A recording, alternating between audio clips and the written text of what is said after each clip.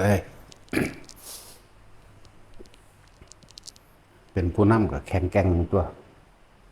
อดเอาหนึ่งตัวผู้นำแมงและผู้นำหมู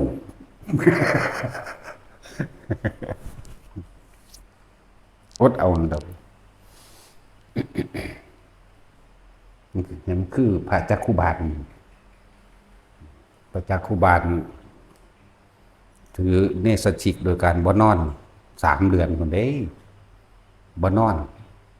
บ่ให้หลังแตะพื้นแล้วก็บ่ยอมกระพริบตาอีกธรรมดาบ่พระจักคุบาลเพิ่นเอาอันไม่ไผอ่อนๆนั่นน่ะมากึ่งใส่ตาไว้ธรรมดาเขาเจ้าเอาชีวิตแลกเอาเลยเด้ดิพาดเพิ่นคือเพิ่นให้มีสติรู้สึกตัวอยู่ทุกเมื่อบ่ให้เผลอบ่แบบอย่างกลางเด่นประเภทอานาปานสติ7 วัน7 เดือน7 ปีแต่เพิ่นอยู่ในลักษณะอย่างกลางแต่3 เดือนของเพิ่นถ้าสิว่า3 เดือนมันก็เป็น7 เดือนนั่นแหละที่จริงในระยะ4 เดือนแรกเผลอหลับไปมั่งถึงเขาสิผูกใส่ต้นไม้ผูกใส่เสาผูกใส่เผลอหลับไปมั่งพระจักคุบาล3 เดือนสุดท้าย4 เดือนผ่านมาแล้วนี่เพิ่นก็เลยตั้งเอาไม้ว่าคือเอาตายเขาว่าบัดนี่ยืนเดินนั่งแค่3 ท่าบ่มีนอนแล้วก็พยายามบ่กระพริบตาแล้วก็เอาแหนงไม้ไผ่อ่อนๆมากึ่งใส่ตาเจ้าของไว้เด้เอาอยู่จังสั่นแหละเฮ็ดหยังเพิ่นจับลมอย่างเดียวรู้สึกตัวทั่วพร้อมรู้สึกตัวอยู่ในลมอย่างเดียวนั่นแหละคือต้องต่อเนื่องกันเด้บ่ธรรมดาเด้ต้องต่อเนื่องกันคือมีสติรู้สึกตัวตลอดใน7 มื้อ8 มื้อ9 มื้อ10 มื้อจนถึงพุ่นละแล้วเพิ่นก็อยู่ในประมาณ7 เดือนนั่นเองนั่นพอดีกับมื้อบรรลุธรรมมื้อเดียวกันกับออกพรรษาบรรลุธรรมมื้อนั้นเป็นพระอรหันต์มื้อนั้น แต่ว่าเป็นแบบบ่มีฤทธิ์ไม่เดชเขาเจ้าเลยจัดใส่ในประเภทสุขวิปัสสกะบ่มีฤทธิ์บ่มีเดชบ่มีตาทิพย์หูทิพย์อีหยังแต่รู้แต่ว่าอารมณ์ขาดแล้วสิ้นแล้วเบิดอารมณ์ในความยินดีพอใจในสิ่งทั้งใดทั้งปวงแล้วดูเหนือธรรมทั้งปวงอยู่เหนือกรรมทั้งปวงแล้วบรรลุธรรมมื้อนั้นเลย15 ค่ำเดือน11เนาะนั่นแหละเพิ่นบรรลุธรรมแต่พอดีกับตาบอดจักขุแปลว่าตาปาระแปลว่าแตกบอกภาษาบ้านเฮาว่าพระตาแตกพอดีเลยกับบรรลุได้คณะเดียวกันคณะเดียวเลยของเพิ่นตอนบ่หลายคณะคือคณะเดียวบึ้มเลยนั่นแหละพอดีออกพรรษาภาวนาออกพรรษาครับเดินทางเข้ามาเชตวันมากราบพระเจ้ามากับหลานเป็นเน้นก็สิเน้นใหญ่แน่ละ17 18นั่นล่ะคือในระหว่างจูงลุ่งมานี่หลวงลุ่งจักคุบาลพอดีเป็นยินเสียงผู้สาวร้องเพลงที่เพิ่นก็ไปนำเขาที่นั่นแหละหลวงลุ่งเพิ่นก็เลยไล่หนีเพิ่นก็เลยไปผู้เดียวเดินไปก็เลยห่อนถึงอาสนะพระอินทร์อย่างก็ล่ะแน่บ่ได้เห็นว่าสิเอิ้นผู้ใดมาเด้ล่ะเป็นย่างต่ำป่าต่ำดงไปเด้ตาบอดไหมว่าท่านได้ชินเด้เนาะร่างกายก็เป็นปกติเหมือนคนทั่วไปนั่นแหละแต่จิตใจบ่มีหยังแล้วบ่มีหยังพอใจหรือบ่พอใจเบิดขาดสิ้นแล้วเนี่ยเรียกว่าสิ้นอาสวะบ่มีอารมณ์ใดๆจะไปของเกี่ยวกับสิ่งใดอีกตำไม่ก็ฮู้ว่าตำไม่เรียกปุ้นเลี้ยวพี่ซั่นแล้วอาสนะพระอินทร์ฮ้อนที่พระอินทร์ก็ทำทาที่บัดนี้แปลงเป็นคนขับเกวียนกับงัวมาติพอดีอีแอดมากก็พระคุณเจ้าสิไปทางใดน้อโอ้อยากไปเชตวันอยากไปกราบพระศาสดาพอดีขาน้อยก็อยากไปทางนั้นพอดีเอานิมนต์ก็ขึ้นล่ะขึ้นไปกับข้าวเดียวท่านแล้วบางคนใส่อันอิทธิฤทธิเดชกันเนาะ วาบเดียวมันก็ไปละพอถึงละของเพิ่นบางเด้อคนที่สิ้นอาสวะแล้วบ่ได้กำหนดกฎเกณฑ์ว่าจะถึงเมื่อไหร่เนื่องจากบ่ไม่มีอนาคตไม่คำนึงถึงอดีตว่านานช้าเร็วบ่มีเป็นปัจจุบันขณะก็บ่ได้สงสัยอีกว่าคือถึงเร็วแท้ก็บ่ว่าอีกอยากบ่ล่ะก็ว่าถึงแล้วก็พอดีพระอานนท์ก็มาหลับเอารถสั่นล่ะก็ขึ้นไปกันเว้าเรื่องคณะจิตให้พุทธเจ้าฟังเริ่มว่าพระจักขุบาลซื้อยิงขี้เพิ่นบ่ได้ซื้อว่าจักขุบาลเด้พระตาแตกความหมายนะพระสุมาณะซื้อเพิ่นจริงๆนั่นน่ะพระสุมาณะซื้อซ้ำกันหลายว่านั่นแหละคนก็หลายเนาะแต่บ้านเฮาแท้ๆก็ยังมีชื่อว่าสุมาณะอยู่เนาะ สุมาณะก็มีสุมนหรือสุมนทาจังซี่คนสุมื้อก็มีอยู่ได้ล่ะสุนารีก็มีสมัยตะกี้ก็มีที่ไปใส่มานพทั้งหลายในจังซั่นแล้วจังหลายจังว่าเยอะแยะคือเขาเจ้าเอาจริงเอาจังเขาเจ้าคือย่อมถูกเป็นศาสตร์สุดท้ายเลยตายมาหลายศาสตร์แล้วแต่ว่าบ่อาจสามารถละอารมณ์มันนี้ได้เพราะความบ่ละอารมณ์ได้ตัดสินใจเลยเอามึงสิเป็นใดมึงเป็นแม่นบ่ล่ะ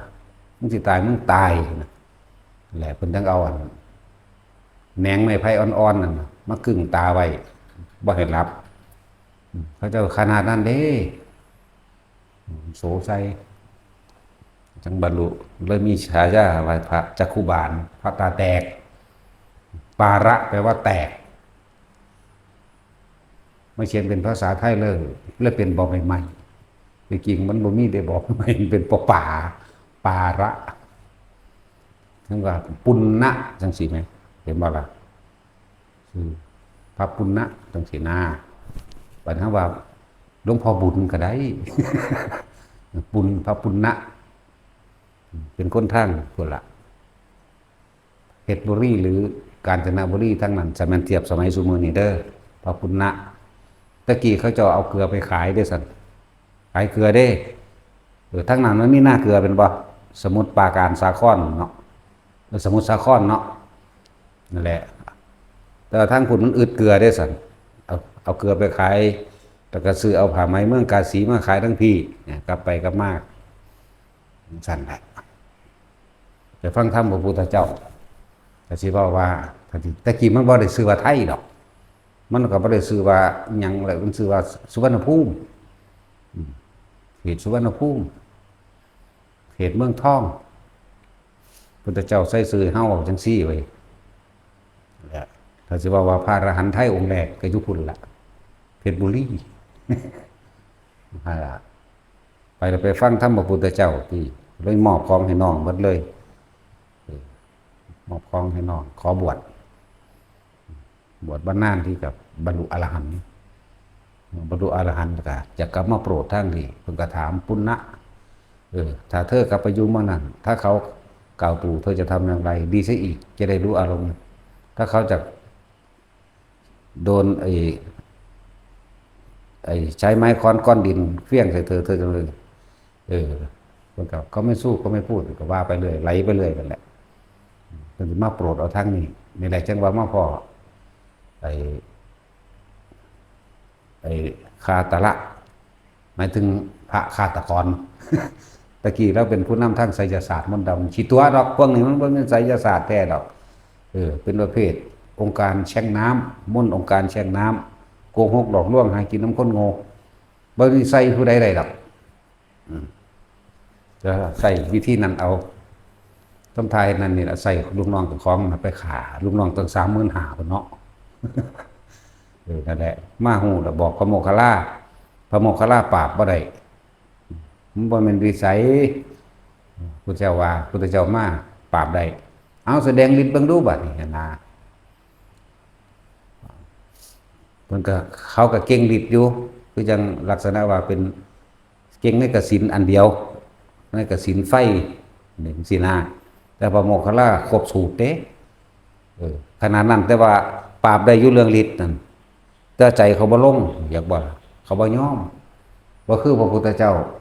พระพุทธเจ้าเอาเธอจงแสดงฤทธิ์มีเท่าไหร่แสดงทั้งหมดมันแสดงบ่ได้ติ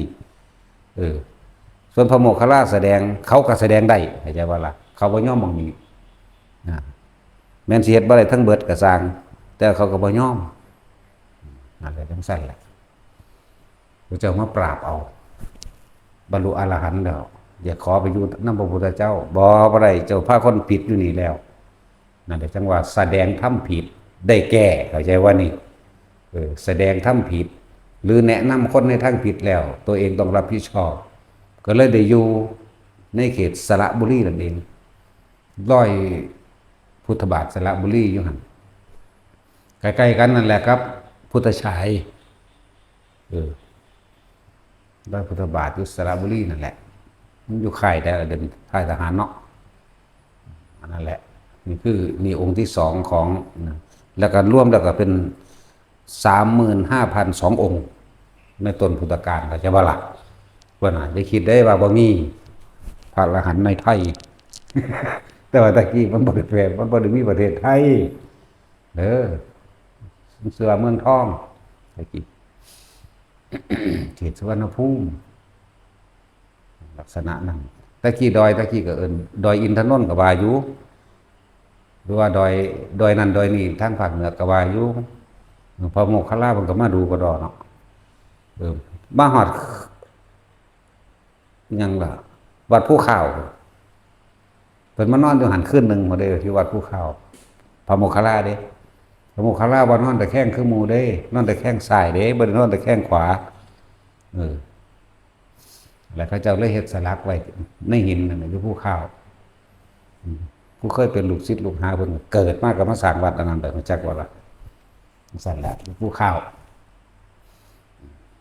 ในเจดีย์เขาเจ้ามีหยังหลายอย่างเกิดในหันแต่ว่าบ่เคยมามาสู่องค์นั่นแหละ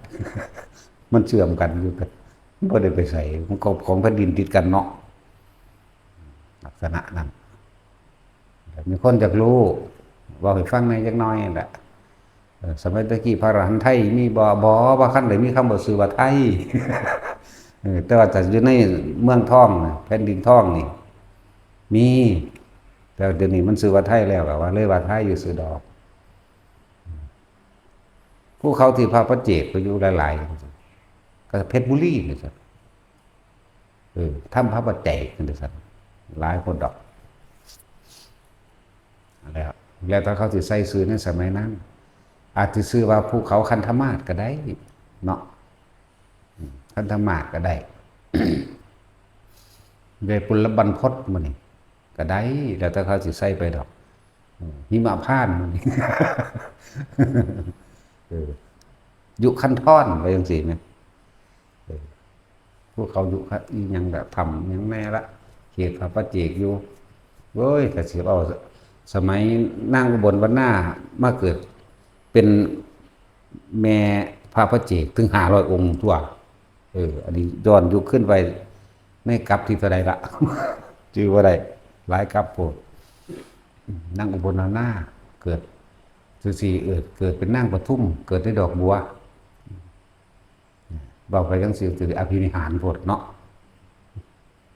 จริงๆแล้วคำว่าพุทธศาสนาเป็นต้นตระกูลของวิทยาศาสตร์เด้อพุทธศาสนาสามารถพิสูจน์ได้ทุกอย่างอยู่แล้วเรียกว่าเป็นต้นตระกูลของวิทยาศาสตร์ทั้งเบิดวิทยาศาสตร์นั่นก็ช่างแต่เขาสิเว้าเรื่องธาตุนั่นธาตุนี่พระพุทธเจ้ารู้แจ้งเบิดนาธาตุญาณะพระเจ้ารู้แจ้งในสัพพธาตุทั้งเบิดเลยถึงปรมาณูพุ่นล่ะยังก็แล้วแต่เพิ่นฮู้เบิดแล้วเพิ่นมาแยกเป็นธาตุใหญ่ๆไว้ดินน้ำไฟลมซื่อๆเนาะรู้ชีวิตสรรพสัตว์สัตตานังนานาทิพุทธิกะรู้ว่าอุปนิสัยของสัตว์คือคนผู้นี้คนผู้นี้คนผู้นี้เคยทำบุญและบาปหรือกรรมหยังมากก็สร้างจะบรรลุด้วยธรรมข้อนี้ก็นี้บรรลุผู้นี้บรรลุไม่ได้เพิ่นก็บ่บอกเด้พวกปะทะปรมะบ่สอนจักบ่ล่ะนั่นซั่นแหละบางทีมันก็หักศอกใส่โดดสมควรแล้วล่ะที่เธอจะไม่รู้อย่างหนีเฉย ตั้งแต่ละเพิ่นบ่สอนเอาเด้มันบ่มีของพอสิต่อเอาให้ได้เข้าใจบ่ล่ะแต่ที่พูดถึงคำว่าศาสนาอื่นๆนี่คือบังคับให้เชื่อแม่นบ่แต่ศาสนาพุทธนี่ไม่ได้บังคับให้เชื่อให้พิสูจน์ด้วยตัวเองนั่นเอิ้นว่าต้นตระกูลของวิทยาศาสตร์โดยสัตวศาสตร์18อย่างเพิ่นไปดาวอื่นๆเพิ่นก็ไปได้เด้แล้วนี่มันเป็นจังสิไปว่าได้แต่ว่าจักสิเว้าไปหยังดอกบ้าซำหมู่นี่ จักสิเว้าไปหยังมาจากบุสัตวศาสตร์จากว่าแต่จุยเจ้าปานนั้นว่าเรียนจบปริญญา เนาะฮอดด็อกเตอร์ด็อกหมาบ่มันก็ลองเบิ่งแต่แม่แต่สิรู้จักสัตวศาสตร์ซะละ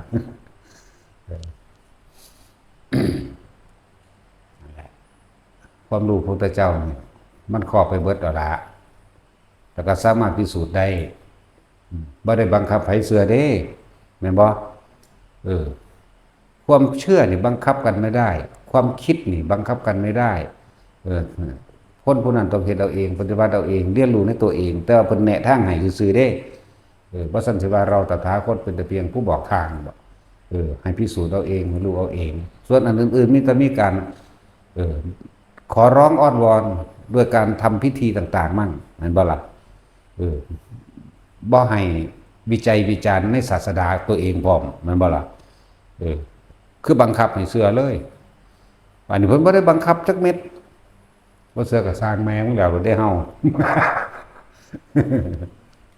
กะตาเลวบ่เป็นกูหรอกแล้วเลยเด้สั่นล่ะ ทุกคนพิสูจน์ด้วยตนเองอยู่กับตนเองก็คือเฮาพิสูจน์ตนเองว่าในขณะใดที่เฮาอยู่กับลมหายใจแนบเนียนแน่นิ่งทำความรู้สึกอยู่กับลมหายใจเข้าออกในขณะนั้นสุขกับทุกข์เกิดได้อยู่บ่พิสูจน์ตัวแม่นบ่ล่ะคิดถึงความคิดถึงความรู้สึกเจ้าของตัวนี่เอิ้นว่าพิสูจน์ด้วยตนเองในขณะใดที่อยู่ในนี่อ้าวมันก็บ่ได้ไปคิดถึงไผได้นี่สุขกับทุกข์เกิดบ่ได้เลยแน่เอ้าตอนนั้นมันละตอนนั้นเด้ล่ะละคือบ่คิดแม่นบ่แต่คิดคือบ่ทันได้ละ นั่นล่ะละการปล่อยการว่างบ่แม่นว่างด้วยการคิดจะเอาความคิดความคิดให้มันหยุดคิดมันคมบ่ได้มันหยุดบ่ได้ดอกต้องอาศัยกุศโลบายอาศัยปัญญาพระพุทธเจ้านี่ขีดตัวความคิดให้มันคิดอยู่ในลมคิดไปคิดมามันก็ลืมอย่างอื่นทั่วเนาะแล้วต้องอาศัยพระปัญญาพระพุทธเจ้าบ่ต้องรู้หยังมากรู้อนิจจังทุกขังอนัตตานี่พอรู้ทุกสิ่งทุกอย่างแค่สิ่งใดเกิดสิ่งนั้นดับเห็นไหมลงใจกับมันเห็นไหมพวกเข้าผ่านชีวิตมานี่เห็นคนตายมาหลายแล้วละเกิดแล้วก็ดับว่าสันต้องผ่านปู่ย่าตายายพ่อแม่ปู่ย่าตายายบางคนก็ตายแล้วเกิดกับดับบ่ล่ะเฮาบ่เห็นเพิ่นเกิดดอกปู่ย่าตายายแต่เฮาอาจจะเห็นเพิ่นตายอยู่เนาะใช่แล้วพ่อแม่เฮาก็บ่เห็นเพิ่นเกิดดอกก็เฮาเกิดน้ำเพิ่น แต่ว่าเห็นเพิ่นตายอยู่นี่แหมแต่ผู้อื่นๆที่เฮาเห็นนี่แหมคือเด็กน้อยเกิดที่หลังเฮาเนี่ยเฮาก็เห็นตายก่อนเฮาเนาะความตายเป็นของบ่แน่แต่ว่าที่แน่ๆต้องตายแม่นบ่ล่ะลงบ่สั่นมึงนี่หรือไผสิบ่ลงบ่ยอมรับมันบ่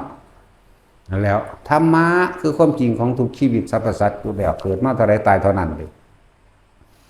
เจ้าสิศาสนาใดก็สร้างเจ้าสิขอบ่ให้ตายนั่นเพิ่นไปบ่ได้สิทำพิธีใดเจ้าสิสวดมนต์ใดเจ้าสิสวดมื้อละ100เวลาเพิ่นก็สวดเท่าแม่ตายเร็วกว่าเก่าอีกมันเมื่อย เบิ่นลมซั่นแล้วธรรมะจึงบ่แม่นของศาสนาใดศาสนาหนึ่งแต่ว่าเป็นของทุกๆคนที่นำเข้าไปฝึกหัดปฏิบัติตนเองแล้วพ้นได้เพิ่นบอกทางไว้แล้วแต่ของบ่ศึกษาเองเนาะอันแล้ว จังว่าพวกเฮาสะสมไปเรื่อยๆนั่นแหละ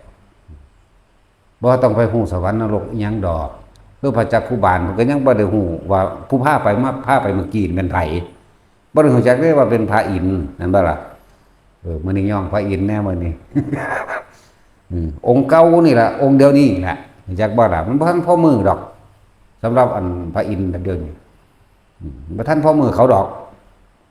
สั่นดูมือแล้ววะดาวดึงเด้อเนาะ100 ปีมนุษย์ได้อยู่หลายมือแล้วครับ ลืมบอกไม่ก็ได้ตัวแม่นบ่สัตว์บ่ผิดก็บอกไม่ได้ตัวสั่นแหละหลายมือแล้วสั่นมันจัก100 ปีแล้ว2,000 ปีก็แสดงว่า20 มื้อเนาะมัน100 ปีเด้20 มื้อ25 มื้อกว่าหาก็25 มื้อกว่านึงเด้ออยู่พุ่นเด้อ ก็แม่นบ่ล่ะมัน100 ปีมั้ย100 ปีมนุษย์เท่ากับ1 วันนั่นบ่ล่ะก็ไล่ใส่ที่มันจักมื้อซั่นว่า25 มื้อกว่านึง25 มื้อครึ่ง2,500เนาะอาจจะอยู่บ่าย2ก็ได้ ก็สั่นตัว25 มื้อกว่านึงเด้อนะครับพวกเขาว่าเขายื่นติมันบ่สั่นบ่ได้ยื่นเด้อพูดถึงเทียบอายุของดาวดึงแต่จาตุมก็50 ปีมนุษย์เท่ากับ1 วันเห็นบ่ล่ะ2 มื้อนึงเด้อครับของนึงอายุคน100 ปี2 มื้อนึงเด้อ2 มื้อเขาสมมุติว่าพ่อแม่เฮาตายไปสวรรค์สันจาตุมสิปึ๊บไปได้มื้อนึงเนาะลูกอาจสิอยู่40-50 ปีไปแล้วเพิ่นไปโอ้กินฮอดลูกได้ไปเบิ่งกันหน้าคุณลูกในนรกล่ะจักบ่ล่ะคือจะ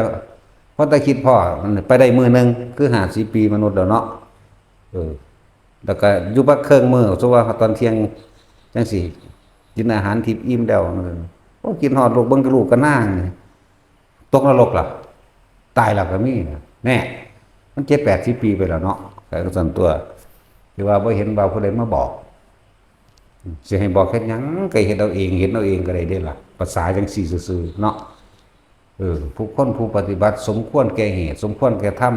สมควรแก่ภพแก่ภูมิต่างๆจิตความละเอียดของมันแต่ละอันมันมีหยาบมีปานกลางมีละเอียดต่างกันอยู่ไหมเข้าสู่ความหยาบซ้ำนรกซ้ำเปรตนี่เป็นปกติจักว่าล่ะนั่นหยาบใกล้เคียงกันกับคนได้เปรตจักว่านี่ใกล้เคียงกันมากเด้พวกเขามันหนาซื่อๆสั่นตัวละเอียดขึ้นไปอีกจักน้อยอาศัยแค่อาการปิติทรงในปิติได้มันก็เห็นตัวภูมิเทวดาลุกะเทวดาไหมมันฟังตัวมันไม่ได้ยากดอกละเอียดขึ้นไปอีกแน่คมปิติอวไดมันก็เห็นทันตัวพวกอากาศเทวดาเขาถึงการทรงชาติจะเลื่อนชาติกับไปถึงชาติ4แล้วถอยออกมาระหว่างกึ่งกลาง4กับ3มันก็เห็นทันตัวเห็นเบิดระบาดจากบ่ล่ะนั่นแหละง่ายนึงเพิ่นก็สอนไว้แล้วก็เฮ็ดเอาตัวเนาะมันเฮ็ดให้บ่ได้เลยคือพวกเฮาต่างๆอาจสิสงสัยเรื่องนั้นสงสัยเรื่องนี้แต่ว่าเพิ่นตอบให้ความสงสัยยังบ่หายไปเด้เพราะว่าตาของบ่เห็นตาของบ่รู้ตาของบ่เป็นแล้วก็จะไปยืนยันตัดสินจากสิ่งที่ได้ยินได้ฟังมาเด้ฟังไว้รู้ไว้ใช่ว่าแบกหามจะไปเดือดจะไปร้อนจะไปยืนยันจะไปตัดสินเด้ฟังว่าเท่านั้นก็แล้วบ่แม่นอุ้ยผู้นั้นว่าอุ้ยผู้นี้ว่าเจ้าของบ่เคยเห็นรู้จักว่าล่ะแม่นบ่ซั่นถ้าเจ้าของบ่เคยเห็นจะไปตัดสินหยังเด้ขนาดเห็นอยู่แท้ๆเฮาก็ยังบ่ได้ตัดสินเห็นอีหลีนั่นแหละแต่ว่าบ่ได้ยืนยันตัดสินว่ามันจริงเด้ล่ะแน่จบล่ะยากหยังนี่ไปฝึกมาแล้วผู้ลังกานอนทานี่บ่ตกเขาเบิ่งไว้เด้อพวกรุ่นพี่รุ่นน้องอันนอนทานี่บ่ตกเขาพอเพิ่นเป็นนั่งเขาสั้นๆเด้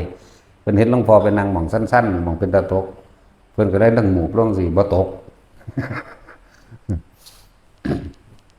แบบฝึกไปเรื่อยๆนั่นแหละคนเฮาเกิดมาเพราะความบ่รู้เกิดมาเพราะความผิดพลาดเฮาบ่ทันอารมณ์ก่อนที่เกิดอารมณ์คือเฮาบ่ทันความผิดก่อนที่เกิดความผิดเฮาก็บ่ทันสัญญาแต่มันเกิดร่วมกันนี่แหละสัญญาคิดอารมณ์พบเพิ่นย่อให้พระบางองค์เพิ่นก็บวช7 เทื่อเพิ่นดอกเว้ยชื่อวางได้บ่ลืมชื่อเพิ่นละล่ะเพิ่นเป็นคนขี้คร้านเด้พระองค์นั้นเนาะฮอดยามเฮ็ดนานี่เขามาบวชเด้เขาขึ้นแล้วซึกเฮ็ดนาอีกแล้ว เขามาบวชจังซั่นเด้7 เทื่อเทื่อที่7อันเทื่อที่7มันก็สะดุดหรือหยังของเพิ่นละแนวใดละกูได้เที่ยวเข้าได้ออกขี้คร้านขี้เกียจการงานที่จริงบ่ได้มีศรัทธาดอกแต่ว่าเป็นคนขี้คร้านแต่พระพุทธเจ้าก็บ่ห้ามเด้ล่ะเที่ยวก็ออกไปเที่ยวออกมาครั้งที่7น่ะมันก็สะเทือนใจเจ้าของกูนี่เที่ยวเข้าเที่ยวออกคือพ่อสำนีเพราะว่าความเกียจคร้านการงานกูสิบ่ขยันมันเบิ่งจักเทื่อแน่นะก็ไปตั้งใจฟังธรรมพระพุทธเจ้าเมื่อตั้งใจฟังธรรมพระพุทธเจ้าเพิ่นก็สอนสติปัฏฐาน4หนีออกจากกายแม้อยู่กับลมหายใจมั่งอยู่ก็นี่มั่งอย่างที่มันก็ยกเอตตะคะคือจังพระพระกังขาเรวตะจังซี่เป็นผู้ชำนาญในฌานเด้พระกังขาเรวตะชำนาญในฌานเข้าออกฌานหรือฌาน1 2 3สิอยู่1ได้ก็ได้อยู่2ก็ได้อยู่3ก็ได้อยู่4ก็ได้อยู่5 6 6 7 8ก็ได้ทั้งเบิดโดยพระกังขาเรวตะเพิ่นก็ฟังเรื่องนั้นเลยเนี่ยเพิ่นก็ได้ขอคิดไปแล้วมันก็ไปเฮ็ดเอาว่านี่ในพรรษานั้นเลยบรรลุอรหันต์โดยปกติหมู่พระนำกันเห็นออกพรรษาแล้วนะท่านจะพึ่งศึกเด้อความหมายให้เขาแล้วเขาก่อนตะกี้บ่ได้แล้วง่ายได้แล้วเขาปีใหม่จักบ่ล่ะบ่ได้คือเดี๋ยวนี้เด้แล้วต้องน้ำเปียกๆทุกคนเพราะวันทันสมัยหลายเนาะเห็นว่าแท็กซี่ตั้งแต่กี่ปีใหม่บางคนก็กุมภาพันธ์เด้จังแล้วคนตะกี้เขาจะเอาเฟื่องมัดเอาเด้บ่ทันได้มีจักตอกเด้จักบ่เฟื่องมัดเอาบีบหัวลงก็กิ้วหมุนปั๊บโลดเฮ็ดเป็นบ่พุพวกนี้บ่จักตั้งแต่ตอกกับมัดบ่เป็นเนาะมึงจักตอกเป็นบ่เฮ็ดซั่นแล้วโอ้ยตัวซ้ำจังได๋สิไปจักมัดเฟื่องบาดนี้เกี่ยวมันมีแล้วไปเกี่ยวนั่นน่ะเขาเกี่ยวล่ำเขาที่ไปในฟอนเขาฝาดเขาแต่ละฟอนตากแดดไปโดนเติบอยู่ดีสิแดดหาแดดตรงนี้แต่มัดเฉพาะหมอกลงดอกกันแต่แดดถ้าหมอกเบิดก็เศร้ามัดนั่นแหละคนตะกี้เสื้อว่าสิแล้วเขาเพิ่นก็ซึกในช่วงระยะปีใหม่นั่นแหละพอดีก็ออกไปหากินเหล้าโถ่เมาแอะไปน้ำเขาเด้จังซั่นแล้วบ่โดนเมษาพฤษภามิถุนาเขามาบวช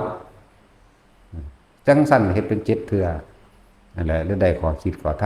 ำจากพระเจ้าในพรรษานั้นก็ได้บรรลุบวชตั้ง7 โบสถ์พุ่นก็สิว่าซ้ำเขาว่าซ้าย3 โบสถ์บ่ทันแม่นคนว่าเอาแมง7 โบสถ์พุ่นคือพระอันนี้แหละเพิ่นบรรลุแล้วว่าหมู่ว่าท่านออกพรรษาแล้วเตรียมตัวดีหรือยังนะก็เสยแต่ว่าฮอดปีใหม่ปุ๊บอุปชฌาย์รอศึกให้ท่านอยู่เด้นั่นศึกบ่ได้เพิ่นเว้าศึกบ่ได้อยู่ในนี่แหละไปฟ้องพระพุทธเจ้าว่าอวดคุณวิเศษได้บัดนี้พระพุทธเจ้าก็บอกเอิ้นมาแล้วเธอกล่าวว่าเธอบ่อาจสามารถที่ศึกษาหลายเพศได้อีกเป็นเพราะเหตุใดบ่มีแนวให้ศึกนั่นไปหันเด้บัดนี้ก็ผู้ฟ้องก็ฟ้องอยู่หั่นแหละตอนนี้เพิ่นเลยให้แสดงธรรมตัวแสดงตรงที่ตัวเองเห็นนั่นแหละเพื่อเป็นการยืนยันตัวเองว่าเป็นผู้บรรลุแล้วนั่นแหละพระองค์นี้ก็บรรลุไป7 โบสถ์พุ่นเราจะเว้าเรื่องโบสถ์ใช่7 โบสถ์ตะกี้บ่มีโบสถ์ดอกว่าท่านได้มีเด้อแล้วสมัยพระพุทธเจ้าเขายังมีอยู่นั่นน่ะถ้าว่าศาลาโรงธรรมหรืออารามมีอยู่แต่คำว่าโบสถ์มันมีเป็นนั่นเป็นน้ำข้นเว้าไปลงอุโปล่ะเนาะไปฟังปาติโมกข์บ่แม่นลงอุโปนี่เห็นว่าศัพท์มันเปลี่ยนไปเรื่อยนี่ลงอุโบสถก็บ่ว่านี่แล้วอุเปไปเลยสมัยหน้าจักสิเปลี่ยนไปจักสิแปลว่าจังใดอีกได้บัดนี้เนาะ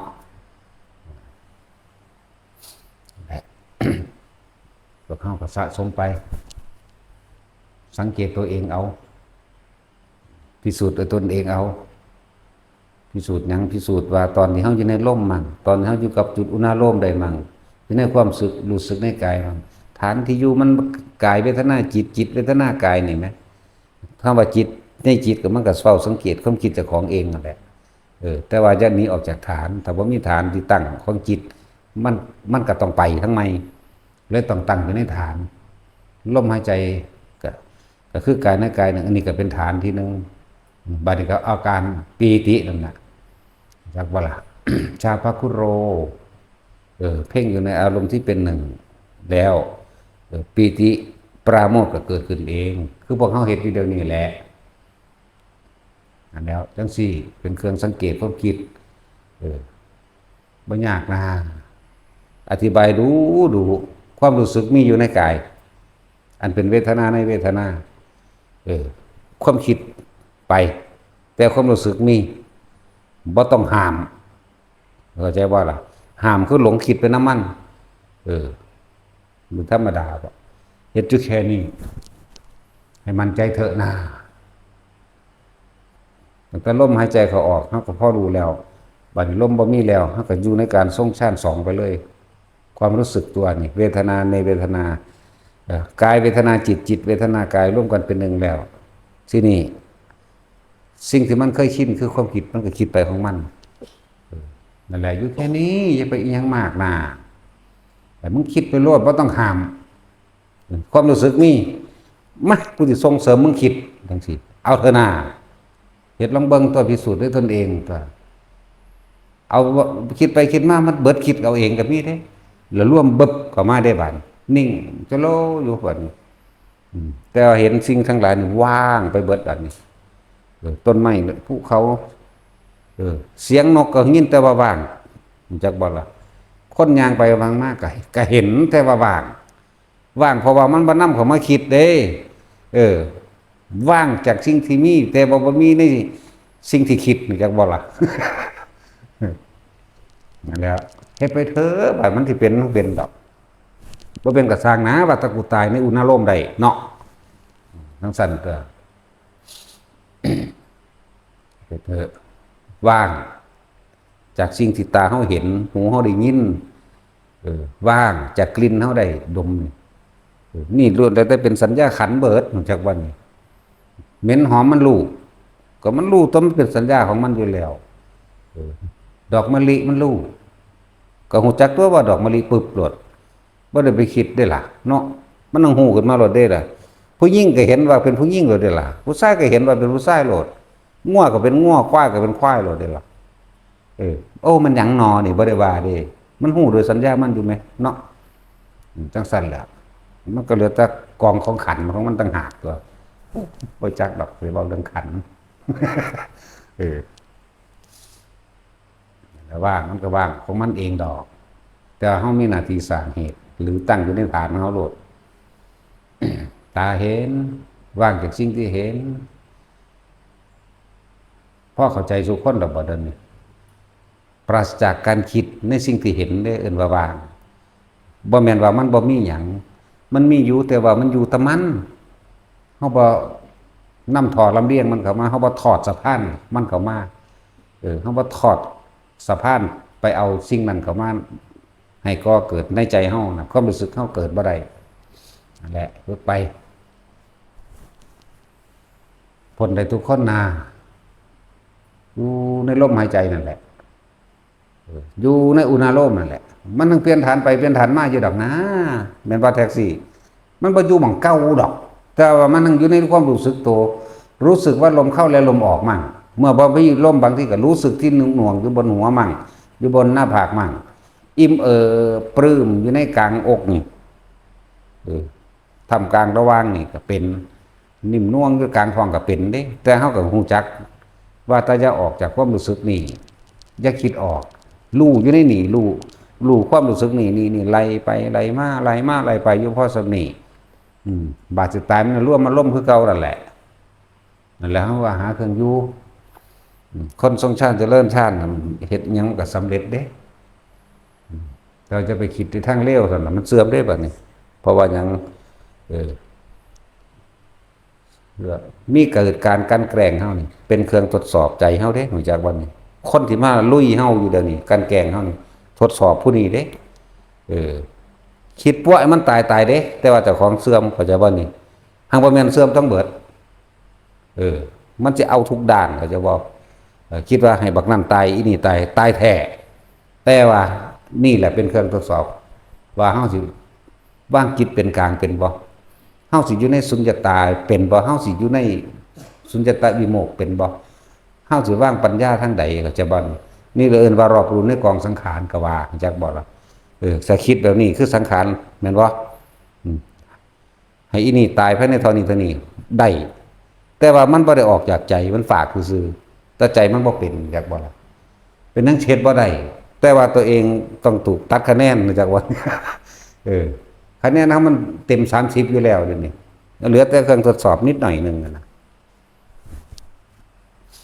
แหละ ขนาดเว้าเล่นๆกับสัตว์ซื้อตกเปะยังมาตายโลดเนาะเอาเห็นอยู่ตัวบ่เห็นอยู่บ่เห็นบ่ก็ตกตรงนี้ตัวนี้ไว้มึงตายแมงยังตึงหัวกูเปะลงมาเสือกตายอีหลีตัวนึงก็รีอยู่ในหันคิดซื่อๆมึงอย่าออกมา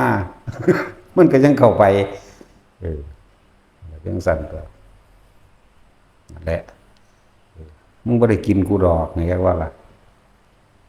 คนที่แล้วแต่ฉะนั้นมันจึงมีแต่สิ่งหลอกลวงหรือเร็วๆมาเพื่อสิตัดคะแนนเฮาก็เข้าใจดีหน้าเรื่องคำว่าสุญญตานะครับสังสารวัฏนี่กับนิพพานมันบ่มีปัญหาเด้มันอยู่ใกล้กันนิดหน่อยนึงเด้เส้นผมบางๆบางไว้นึงเด้แต่ว่ามึงสิมาตัดคะแนนกูบ่ได้ดอกกูด่าตะปากกูถีบตะโต ใจกูบ่ได้เป็นเด้อมึงเอากูบ่ได้ดอกจังว่าล่ะด่าตะปากถีบตะโตยิ่งตะปืนเนาะตาสิน ใจมันบ่เป็นเด้อล่ะว้ายขาคนดูเวขาเฮ็ดเป็นบ่เดี๋ยวนี้ แต่ใจมันบ่เป็นมันเป็นเครื่องทดสอบใจเฮาว่าเฮาสิมีอารมณ์อีหลีบ่นั่นน่ะสิ่งเหล่านี้น่ะธรรมดาบ่เฮ็ดไปเถอะอีหยังก็เลยเฮ็ดไปแบบนี้แหละพวกเจ้าบ่ต้องมายากนำดอกพวกเจ้าเอาตะของโลดเด้อเอาหูดังเจ้าของโลดเอาหน้าผากเจ้าของโลดเอากลางหัวเจ้าของโลดอยู่ในเจ้าของโลดบ่ต้องมายากในตัวเพิ่นบริหารเองดอก เพิ่นสิบริหารเองดอก เฮ็ดไปบางคนก็บ่เคยท่านคือโกศยเศรษฐีในสมัยตะกี้พุทธเจ้ามีชีวิตอยู่เนาะเศรษฐีหยังมาขี้ที่ครับแหละ ปานนั้นแต่ว่ามีคนใส่มีลูกมีเมียเด้มื้อนึงเขาไปประชุมในเมืองออกมาแล้วเห็นก็อยากกินขนมเปื้อนน้ำเขาขนมทอดขนมพองขนมเปื้อนนั่นน่ะเอาเครื่องต้นไม้เฮ็ดดอก เรื่องสั้นแหละแต่สิเว้าอย่างนึงว่าเป็นข้าวเคียบไหมเอาข้าวเคียบปิ้งกี้แล้วมันพุ่งขึ้นไหมนั่นแล้วซ้ำนั่นก็ขี้ที่ได้แล้วนี่ ถ้าสิบอกโอ้ตัวว่าจนจ้อยเอาหล่นเมียก็ไปถามว่าท่านเศรษฐีท่านเป็นยังขึ้นหลังกายสุปอมโอ้ยจะกินขนมเปื้อนว่าซั่นถ้าสิเฮ็ดให้กินก็ย่านลูกกับเมียได้กินน้ำพะนะโอ้ยมึงก็จะเอาเมียเฮ็ดหยังซั่นเนาะโอ้ว่าบ่ได้บรรลุแล้ว ว่าไม่ก็ได้ตัวเศรษฐีสิตนีโกศยเศรษฐีสุดท้ายแล้วก็ให้เมียหาน้ำมันให้เมียหานั่นเอาน้อยๆได้น้ำมันก็เลยแล้วก็แป้งเอามาเฮ็ดเอาน้อยๆคือกันพุทธเจ้าเล็งเห็นอุปนิสัยโอ้อัตตาตัวตนมันบังมรรคผลนิพพานคือแค่นิดเดียวแต่คนที่ทรมานเธอใดคือโมคคัลลาพุทธเจ้าได้พระโมคคัลลาเคยเป็นอาจารย์บักโมคคัลลาไปทรมานเอาโกศยเศรษฐีแน่พระโมคคัลลาก็ระลึกเบิ่งอ๋อได้กันน้อยไปล่ะทางนี้ปิดเปิดหน้าต่างบานเดียวดอกญาติคนมาเห็นขนาดโยปราสาทสันติเขตเด้นี่ ญาติคนได้กินน้ำครับบ่เศรษฐีผู้นี้กินข้าวกับน้ำสมผัก ธรรมดาว่าขี้ที่คักหลาย แต่ว่าอุปนิสัยเขาเจ้าเคยสั่งสมมาแม้นบ่ฮู้แม้นบ่ได้แม้นบ่อยากรู้อยากเห็นหยังถึงเวลาแล้วคนที่เคยอนุเคราะห์สงเคราะห์ซึ่งกันและกันเปิดให้กันเองเด้ทั้งสั้นแหละเราทำไปเถอะพวกเฮาสุดท้ายแล้วก็ทอดทอดเป็นโพ่งขึ้นพอดีพระโมคคัลลาก็ร้อยอยู่ระหว่างหน้าต่างนั่นแหล้วถือบาทไว้อยู่นั่นหันหลังใส่จักว่าล่ะว่าอยากให้ว่าพระนี่มาขออยู่แล้วหมายว่าหันหลังตามภูมิถือว่าเห็นของเพิ่นเฮ็ดได้หลายล่างบัดนี้หันไปทางใดก็เห็นคือเก่าหันไปทางใดก็เห็นคือเก่ามาใส่ให้จักหน่อยคือสิหนีดอกเว้ยน่ะก็เลยหยิบเอาน้อยหน่อยคำกี่ดังนี่แหละทีมใส่บาตรพระโมคคัลลาปั๊บมันใหญ่ขึ้นที่ก็เลยเห็นเป็นอัศจรรย์ที่ทั้งสั้นแล้วสุดท้ายแล้วครับเพิ่นก็ได้ใส่อันฤทธานุภาพเพิ่นนี่แหละเฮ็ดเป็นทอดสะพานยาวไปหาพระพุทธเจ้าเพิ่นก็บอกเรื่องเล่าว่าถ้าเจ้าท่านแบบนี้แบบนี้เจ้าสิมีอานิสงส์แบบนี้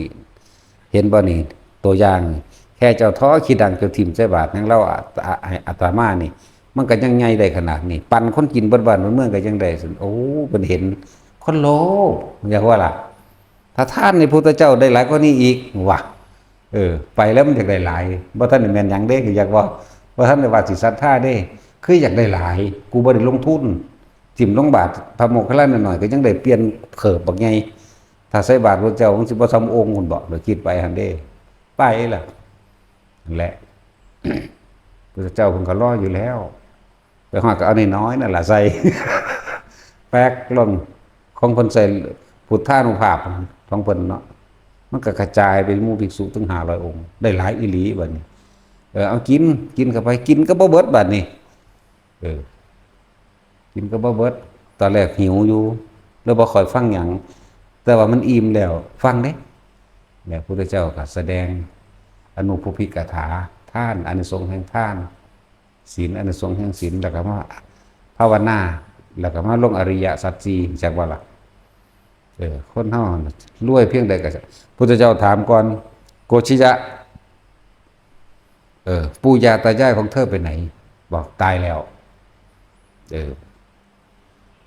มารดาบิดาของเธอไปไหนก็บอกตายแล้ว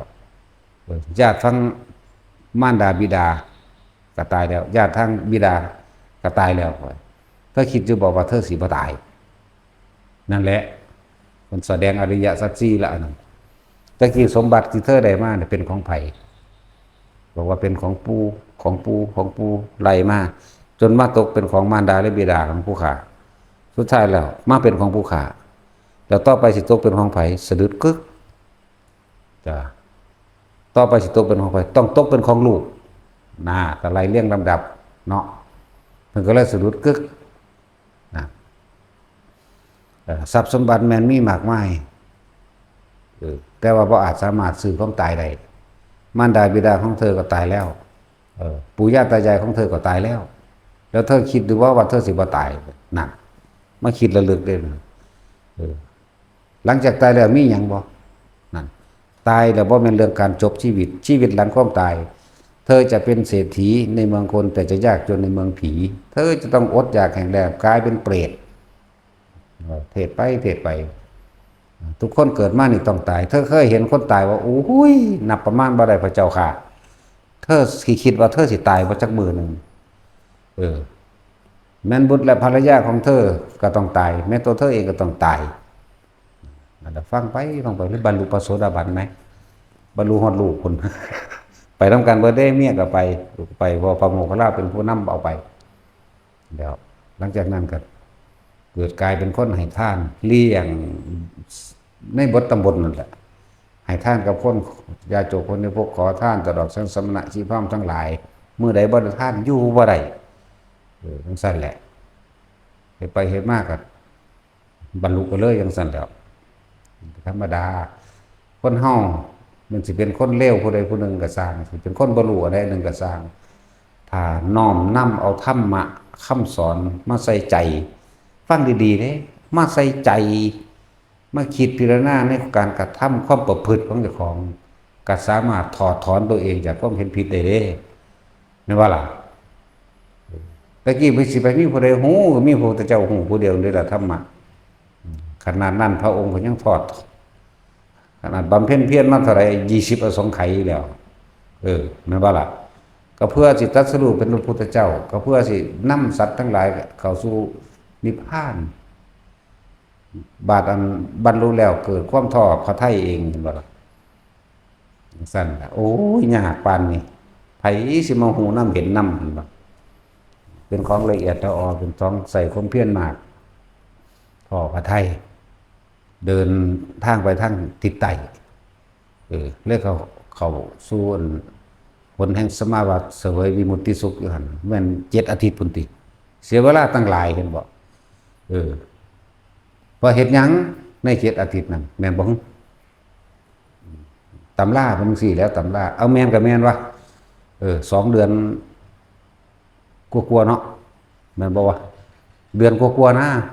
4 5 6 7ประมาณนั่นละจื้อบ่ได้ เดือนหนึ่งมีจักอาทิตย์4 อาทิตย์7 อาทิตย์เกือบ2 เดือนเนาะขาดอยู่7 มื้อสิ2 เดือนนั่นแหละจังว่าผู้ใดหันหน้าพระพุทธรูปไปทางทิศใต้มันบ่ค่อยอยากมีหยังเลยอยากบ่ อันนี้เฮามีประสบการณ์แต่ว่าบ่แม่นตำราแล้วก็บ่แม่นความเชื่อเด้อเป็นประสบการณ์แต่ผู้ใดหันหน้าพุทธรูปไปทางทิศใต้วัดได้ก็สร้างเศร้าหมอง เป็นเหตุที่ว่ายุ่งยากพร้อมเด้เที่ยงทิศใต้กับทั้งทิศตะวันตกเบิ่งโลดมีแต่เรื่องวุ่นวายมีแต่แนวขัดแย้งกันเนี่ยเบิ่งนี่ใกล้ๆเฮานี่แม่นบ่ล่ะแม่นบ่ตัดสินไผพาหาเห็ดไปทางนั้นเพิ่นอิ่มแล้วเพิ่นบ่สอนไผจักบ่ล่ะ ก็อิ่มตัวเสวยวิมุตติสุขอย่างเดียวเด้นั่นน่ะใน45 มื้อเนาะแม่นบ่วะประมาณนั้นแหละหลังจากฝนตกมากพญานาคมุจลินงูมุจลินมาแผ่พังพ่านให้นั่นแหละฝนตก7 มื้อเด้อซั่นก่อนสิออก7 มื้อตกแผ่พังพ่านให้เขาอยากได้บุญเขาก็มาเอาบุญจังซั่นแหละต่อจากนั้นมาจังมีพระพรหมได้มาอาราธนาให้ไปเทศน์บ่ล่ะจังมีคำกล่าวว่าพรหมมาจโลกาเทวาวิปฏิบัติภาหายะอยู่หั่น บางคนก็เป็นบ้าอาราธนาพรหมสังหลายเหล่านั้นมาให้เฮ็ดเลขให้ ที่ซุมนุมเทวดากาวเทวดาก่อนเด้อซั่นเทวดาพวกนั้นมาอาราธนาพระพุทธเจ้าเทศน์เข้าใจบ่แม่นเฮาไปเชิญเทวดามาฟังเทศเนี่ยมันต่างกันอยู่เด้บางพวกเอาไปเฮ็ดคาถาหยังขอเลขเฮ็ดนั่นเฮ็ดนี่เอาไปเฮ็ดขอเลขขอหาพ่อหาแม่มึงบอกคือบ่ถ้าสูเรียนบ่ออกสูก็ไปขอน้ำครูคณิตศาสตร์ก็ได้ตัว ว่าซั่นเด็กน้อยเรียนป .1 มันนับได้อยู่ก็ไปขอน้ำมันตัวหาขูดเอาหาแมงว่าน้ำต้นย่างบ่แม่นโรงเรียนเลย บางพวกก็หาน้ำเหงากล้วย ใช่แล้วโอ้แต่งขันนั่นนี่ก็สรัดช่างสะบันทุงสะเสนังว่าเด้พวกโลกนั่นแหละพระพรหมเป็นผู้อาราธนา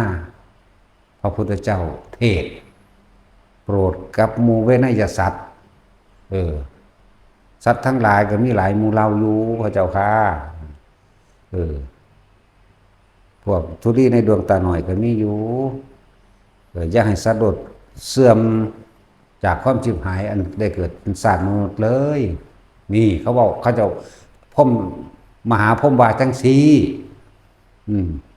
อย่าให้มนุษย์เสื่อมจากลาภอันประเสริฐเลยอย่าให้ชิบหายจากความประเสริฐเลยอย่าให้มนุษย์ทั้งหลายเสื่อมจากความเป็นมนุษย์เลยขอร้องอ้อนวอนเด้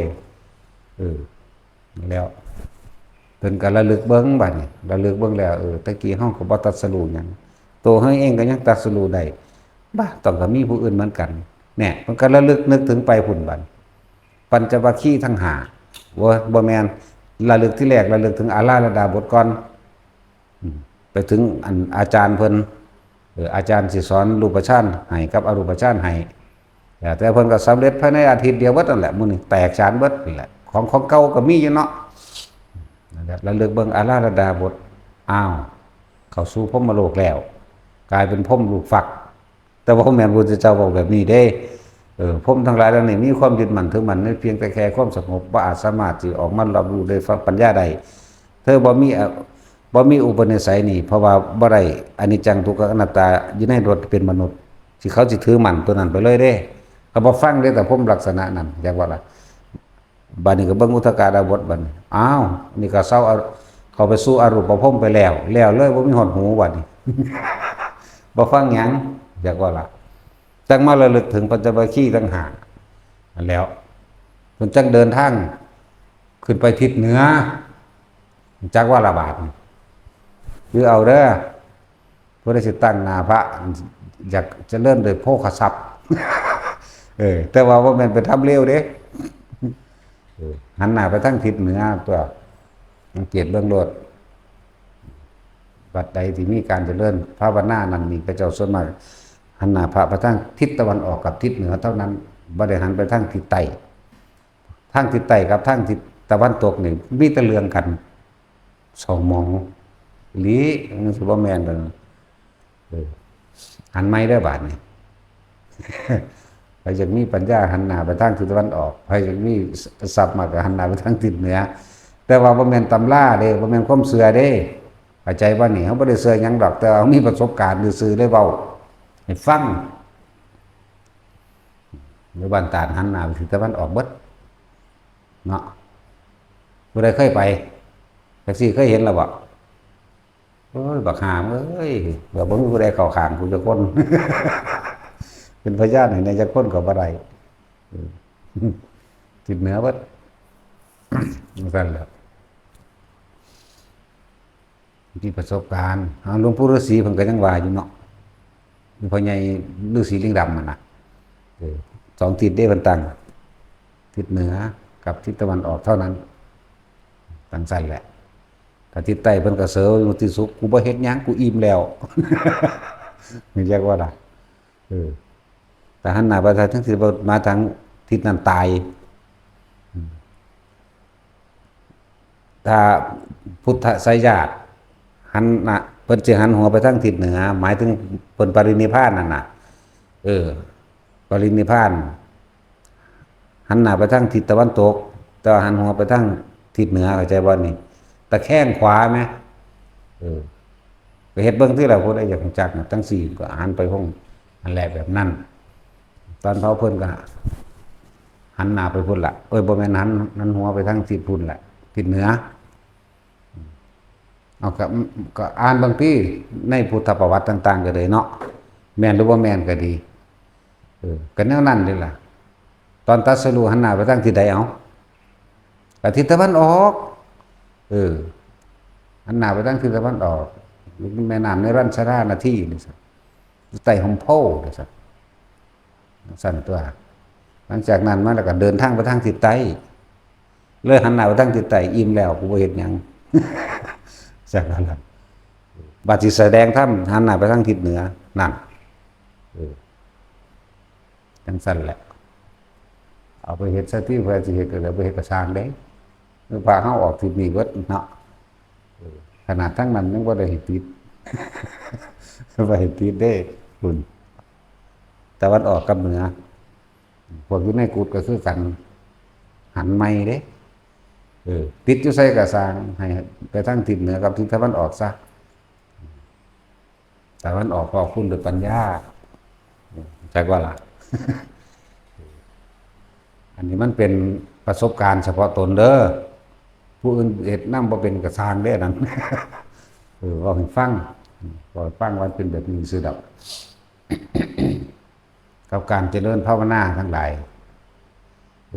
ให้หันหน้าไปทางผู้ใดที่บ่มีพระพุทธรูปเข้าใจบ่ฟังดีๆสัวเจ้าอยู่ในถ้ำในผาหรือป่าไม้เลื่อนว่างหยังก็สร้างที่บ่มีพระพุทธรูปบ่มีพระพุทธเจ้าให้หันหน้าไปทางทิศเหนือกับทางทิศตะวันออกอย่าหันหน้าไปทางทิศตะวันตกแต่ว่าณทิศที่ใด ที่มีพระพุทธเจ้าอยู่ให้หันหน้าใส่พระพุทธเจ้าเพราะพระพุทธเจ้าเป็นดุจว่าเผ่าพันธุ์ดวงอาทิตย์จากบ้านนี้เหมือนดวงอาทิตย์ขึ้นเปรียบเสมือนคือแม่นเฮาหันหน้ามาทางทิศใต้นี่แม่นบ่แต่ว่าพระพุทธเจ้าเป็นดวงอาทิตย์ให้เฮาแล้วจะว่าล่ะเป็นผู้เป็นดุจดังว่าเผ่าพันธุ์แห่งดวงอาทิตย์เด้นั่นน่ะให้เฮ็ดตามนั้นทางจงกรมก็เหมือนกันทิศใต้กับทิศเหนืออย่าขวางอย่าเขียงเข้าใจบ่กับตะวันออกทิศตะวันออกกับทิศตะวันตกอย่าเฮ็ดขวางทิศมันเอาตามทิศมันพวกนั่งในธรรมถือว่ามีพระพุทธรูปป่าไม้เรือนว่างหรือตามด่านโขดหินทิศเหนือกับทิศตะวันออกสองทิศนี้ทางจงกรมก็เหมือนกันเด้อแล้วก็พวกเขาเจ้าบิณฑบาตเขาเจ้าสิเอาเฉพาะในบาทพ่อประมาณเด้อเวลาเฮาจกขนมให้เด็กน้อยหรือสละออกให้พวกเจ้าอิมังปินทปาตังปัจจุทรามินำนี่เด้อมันจังบ่ขัดบ่ฆ่าบ่ของในตัวเองต้องสละออกอาหารบิณฑบาตนี้เขาเจ้าเพียงพอแล้วนี่ขอสละออกใจว่าล่ะบางคนเห็นนั่งเห็ดว่าบ่เคยเห็นก็บ่เคยเห็นแล้วสุขีทีก็ดอเนาะ พวกขี้ที่เว้ยพวกบ่เคยเอาอิหยังให้ไผคนพ่อคนแมงบ่สอนเด้อเนาะคือเห็นแก่ตัวเป็นจังซั่นล่ะม่วนไปทุดงค์เด้อถ้าเฮากะว่าเฮาสิเอาแค่นี้ล่ะพอละแม่นบ่เฮาสิสละออกคือสละหลายสละน้อยก็แล้วแต่ต้องอิมังปินทปาตังปัจจุทรามิเด้อสละออกเข้าใจบ่ล่ะคือเฮาสละผ้านั่นแหละมื้อนี้ฮู้จักดอกมูผ้านี่เวลาเฮาสิเปลี่ยนผ้าสละผ้าเฮาก็ต้องสละออกมันบ่ล่ะเฮาสิเปลี่ยนผ้านี่ไปนี่เฮาก็ปัดใส่พื้นนั่นใส่พื้นนั่นไปเรื่อยก็นั่นแหละบอกบางที่ เขาเจ้าก็บ่ฮู้ บ่แม่นว่าเขาจะเอาให้ซื่อๆเด้มันนึกอยู่ในใจพี่เด้นั่นแหละ ส่วนมาจังหันเฮาก็ว่าในใจของเฮาไว้แล้ว